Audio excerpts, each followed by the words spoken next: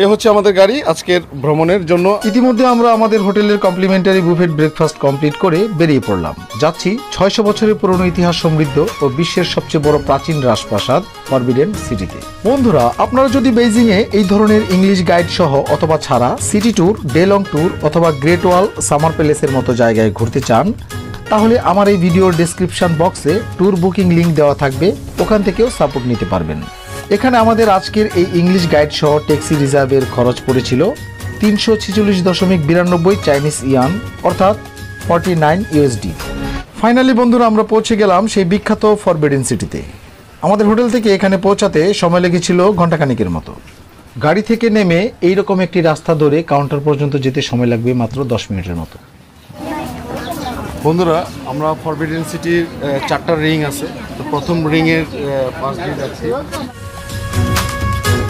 এই ফরবিডেন সিটির প্রবেশ মূল্য সিজন অনুযায়ী দুই ধরনের হয়ে থাকে, যেমন উচ্চ মৌসুম বা হাই সিজনে অর্থাৎ এপ্রিল থেকে অক্টোবর মাস পর্যন্ত জনপ্রতি 60 ইউয়ান এবং কম মৌসুম বা লো সিজনে অর্থাৎ নভেম্বর থেকে মার্চ মাস পর্যন্ত 40 ইউয়ান হয়ে থাকে।